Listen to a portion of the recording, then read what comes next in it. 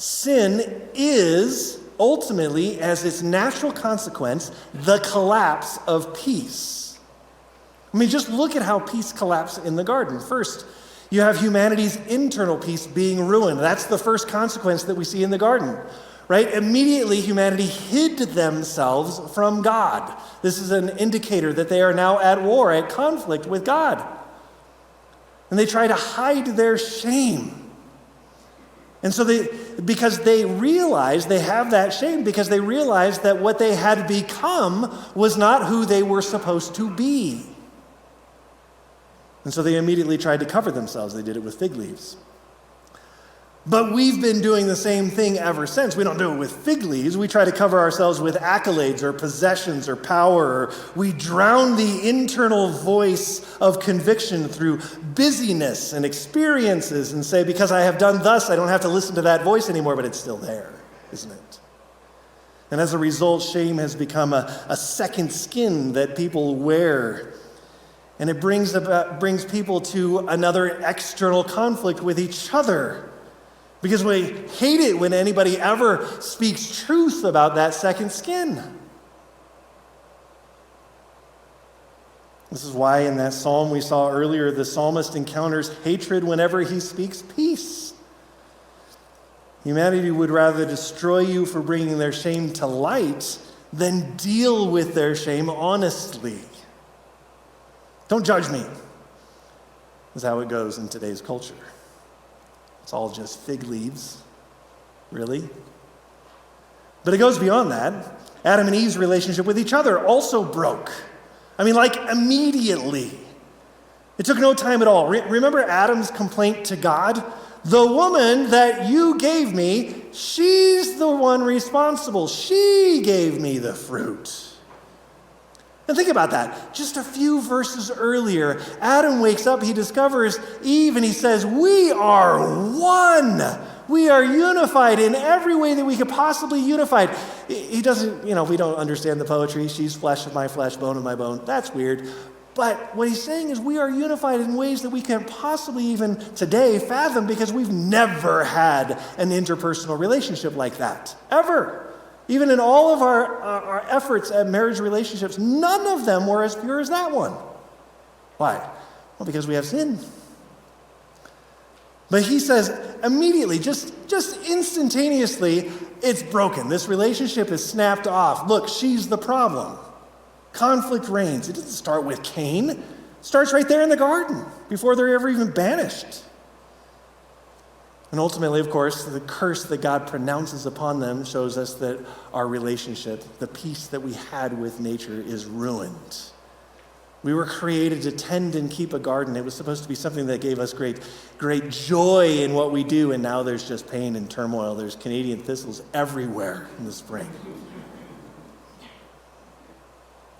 There's pain in childbirth and just living life. There's struggle. So I don't even have to tell you this. Like, you recognize this. Everything is broken internally, interpersonally, naturally. And it's all because of one thing, because of this conflict with God, which started when we wanted more stuff and less God. Knowledge is just stuff. You can classify it however you want to, but it's just one more thing that I would classify as stuff in our life. In other words, what I'm saying when I say I want more wisdom, I want more knowledge, and I don't care what I have to hurt in order to get it at, what I'm saying is that I treasure creation more than I treasure the Creator. And when we treasure anything more than the Creator, conflict spreads. That is the ultimate conflict that starts all the other conflicts. And it spreads everywhere. Paul says, just as sin came into the world through one man and death through sin, and so death spreads to all men because all sinned. Here's the ultimate conflict. Man versus death. Guess who's never won that conflict? Oh, wait. One has. This is the greatest problem, though, facing the world. Don't get distracted by the political news. That's a symptom. Don't get distracted by anger and vitriol from your interpersonal relationships, the backbiting, the gossip, whatever it may be. That's a symptom. Don't get distracted by hurricanes and fires and who knows what. That's a symptom. Don't get distracted by your fears and doubts and shame. That's a symptom. They're all symptoms of the conflict that we have with God. And this is the message of Scripture through and through. None is righteous, no, not one. Not one understands, no one seeks for God. And the way of peace they have not known. There is no fear of God before their eyes.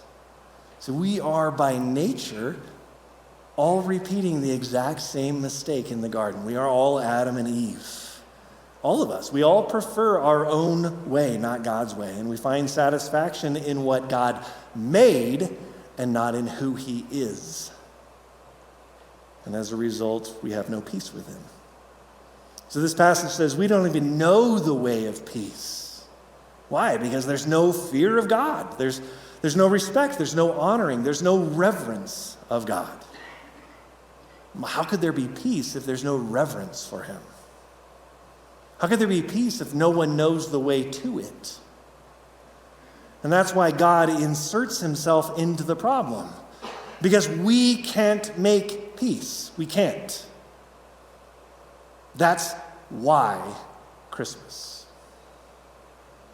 That's why Isaiah 9:6 can proclaim these titles. To us a child is born, to us a son is given, and the government shall be upon his shoulder, and his name shall be called Wonderful Counselor, Mighty God, Everlasting Father, Prince of Peace, because he is the Prince of Peace, the one who owns peace, the one who brings peace, the one who personifies peace.